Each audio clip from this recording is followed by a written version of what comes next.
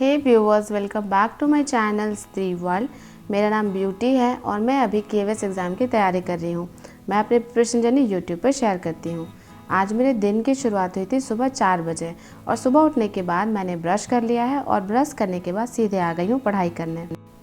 यहाँ मैं आपको रियल टाइम सर्च करके दिखाना चाहूँगी कि अभी एग्जैक्टली कितना टाइम हो रहा है। सुबह के 4:30 बज गए हैं और अब मैं अपना स्टॉप वॉच रीसेट कर दूँगी और अब मैं अपना सबसे पहला सब्जेक्ट हिंदी पढ़ने वाली हूँ।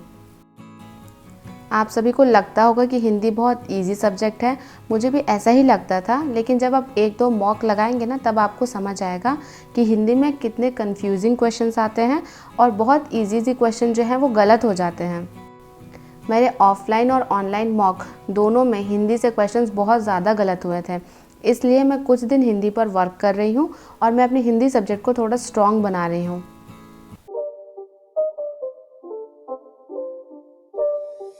It's not a game, it's a rich thing.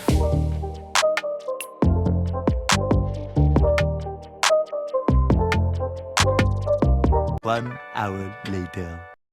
बहुत सारे लोग मेरे से पूछ रहे थे कि रात में आप कितने बजे सोती हैं। तो जनरली मैं रात में 10 बजे तक सोने चली जाती हूँ और फिर कोशिश करती हूँ कि सुबह 4 बजे मैं सोकर उठ जाऊँ। बहुत लोग नाइट पर्सन होते हैं, उनको रात में जग कर पढ़ना अच्छा लगता है, लेकिन मुझे सुबह उठकर पढ़ना ज़्यादा अच्छा लगता है। हिंदी के जितने टॉपिक्स मुझे रिवाइज़ करने थे उन सबको मैंने रिवाइज़ कर लिया है और अब मैं रिफ़्रेशमेंट के लिए थोड़ा चाय पीने जा रही हूँ। बहुत लोग कहते हैं कि वो सुबह उठ तो जाते हैं पढ़ने के लिए, लेकिन उसके बाद उन्हें आधे घंटे के बाद नींद आने लग जाती है। तो अगर आपके साथ भी ऐसा होता है तो आप भी थोड़ा उठ के टहल लीजिए, चाय बनाकर पी लीजिए, खुद को किसी और काम में इंगेज करिए। और आप देखिएगा, जब आप खुद को किसी और काम में इंगेज करिएगा ना, तब आपको बिल्कुल नींद नहीं आएगी, लेकिन जैसे ही आप पढ़ाई करने बैठेगा आपको नींद आने लग जाएगी। तो बस आपको अपने माइंड को थोड़ा सा बेवकूफ़ बनाना है, थोड़ा सा अपने माइंड को डाइवर्ट करना है। चाय पीने के बाद मुझे भी बहुत फ्रेश फील हो रहा है और अब मैं दोबारा से अपनी पढ़ाई में लग गई हूँ। मेरा नेक्स्ट सब्जेक्ट करेंट अफेयर्स है। मैं करेंट अफेयर्स सितंबर मंथ से पढ़ना शुरू कर रही हूँ। तो मैंने क्या किया है कि मैंने सितंबर मंथ का नोट्स बनाया है और हर दिन मैं सितंबर मंथ के कुछ टॉपिक्स का नोट्स अपनी कॉपी में नोट डाउन कर लेती हूँ और दूसरे दिन दूसरी टॉपिक पढ़ने से पहले पढ़े हुए टॉपिक्स को रिवीजन करती हूँ, क्योंकि बिना रिवीजन के न्यू टॉपिक पढ़ना मुझे अच्छा नहीं लगता। मुझे लगता है कि जब मुझे पीछे वाला चीज़ लर्न ही नहीं है तो फिर आगे पढ़कर क्या फ़ायदा।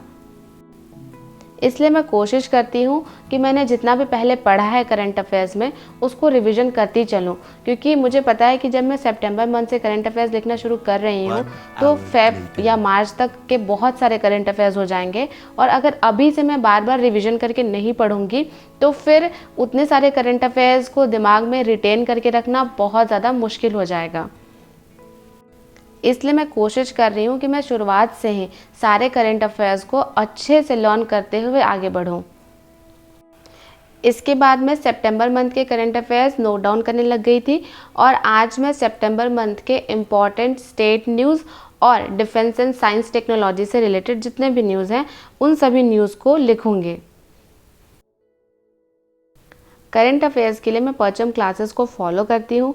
अगर आप भी इंग्लिश मीडियम के स्टूडेंट हैं तो आप भी करंट अफेयर्स यहाँ से जाकर देख सकते हैं। 1 hour later. आज मैंने करंट अफेयर्स को पढ़ने के लिए एक बहुत ही अच्छी ट्रिक अपनाई थी। आज मैंने क्या किया था कि हर 10 न्यूज़ को लिखने के बाद मैं उन 10 न्यूज़ को रिवीजन कर रही थी और जब मैं ऐसे पढ़ रही थी तो लिखते लिखते ही करंट अफेयर्स बहुत अच्छे से मुझे लर्न हो गया था। फाइनली मेरे करंट अफेयर्स का जो टॉपिक था आज का वो कंप्लीट हो गया है और अब मैं आपको अपने करंट अफेयर्स के नोट्स दिखाना चाहूँगी।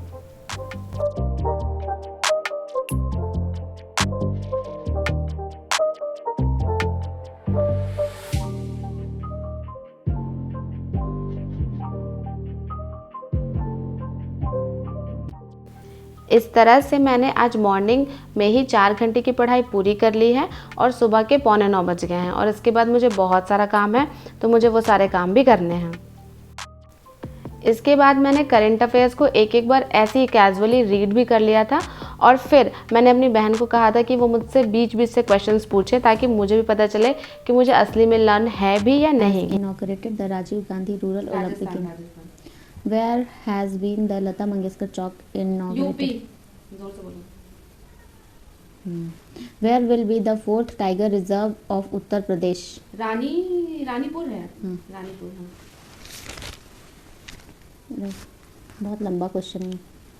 Union minister of road transport and highways Nitin Gadkari है और ये 7th नेशनल हाईवे जो हम लोग का बनाने के लिए स्टार्ट करने वाला है। और कहाँ पे कर रहा है? मध्य प्रदेश में कर रहा है। ये 222 किलोमीटर लंबा होगा। मध्य प्रदेश, राजस्थान और यूपी, ये 3 स्टेट को जोड़ेगा। रुको अभी। और मध्य प्रदेश का भी भोपाल, ग्वालियर और कौन सा एक डिस्ट्रिक्ट था? भोपाल, ग्वालियर, नीचे लिखा हुआ होगा देखो। भोपाल, ग्वालियर, झांसी। हाँ, झांसी, ये तीनों डिस्ट्रिक्ट को जोड़ेगा। और इसमें जो पैसा लग रहा है वो 1128 करोड़ लग रहा है। ठीक बोले? How many चीताज?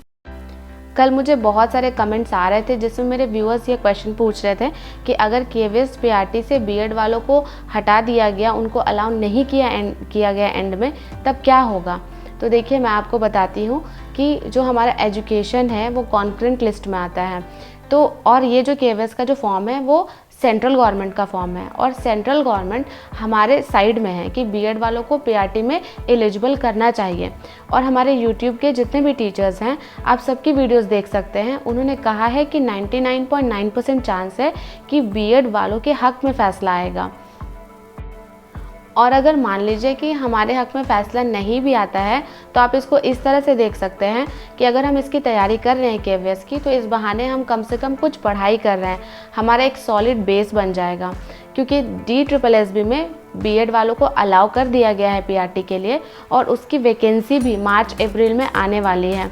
तो उसके लिए हमारा एक बहुत सॉलिड बेस फॉर्म हो जाएगा और उस समय हम जब उसका फॉर्म फिल करेंगे तो ये नॉलेज कहीं ना कहीं वहाँ पर ज़रूर काम आएगी।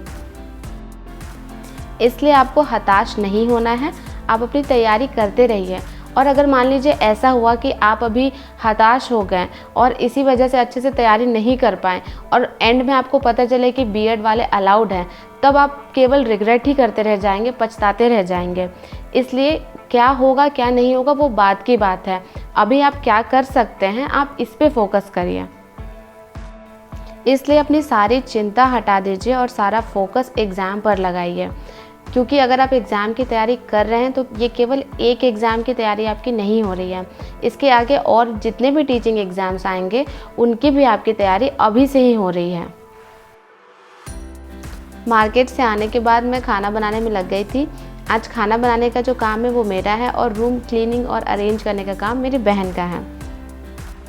आज मैं नाश्ते में बना रही हूँ बीन्स की सब्ज़ी और पराठे।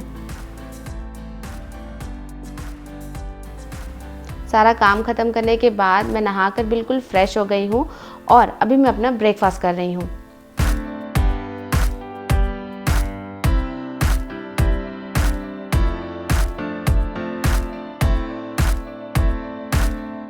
A few moments later. सुबह के 11:30 हो गए हैं और अब मैं अपना नेक्स्ट स्टडी स्लॉट स्टार्ट करने वाली हूँ। और जो मेरा नेक्स्ट स्टडी स्लॉट है इसमें मैं आज ईवीएस के टॉपिक्स कंप्लीट करने वाली हूँ। बहुत लोग मुझे कमेंट करके पूछते हैं कि आप ईवीएस की जगह साइंस क्यों पढ़ रही हैं, साइंस तो हमारे सिलेबस में नहीं है। तो मैं आपको बता दूं कि जो हमारा सिलेबस है केवीएस का, उसमें बिल्कुल साफ साफ शब्दों में लिखा हुआ है कि ईवीएस के टॉपिक्स जो हैं उनसे related up to 12th standard level तक के क्वेश्चंस पूछे जाएंगे। आज मैं ईवीएस का topic things we make and do इस टॉपिक को कंप्लीट करने वाली हूँ।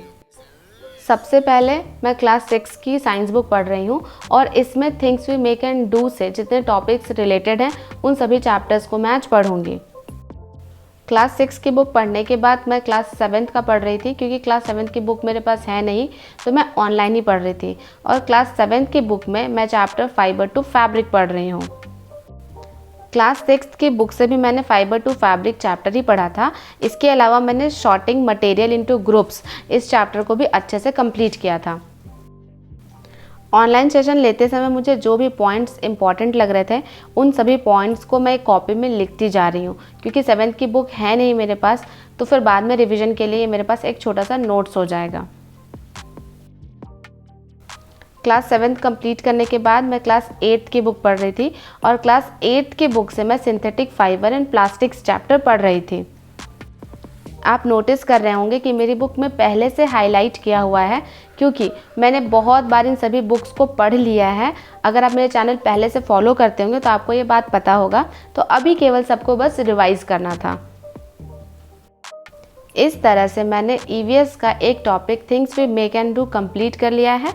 आज की वीडियो में बस इतना ही। इसी तरह के मोटिवेशनल स्टडी व्लॉग के साथ मैं आपसे मिलती रहूँगी, आपका हौसला बढ़ाती रहूँगी। अगर आप मेरे चैनल पर नए हैं तो मेरे चैनल को सब्सक्राइब कर दीजिए और वीडियो को लाइक करना ना भूलें। मिलते हैं नेक्स्ट स्टडी व्लॉग में।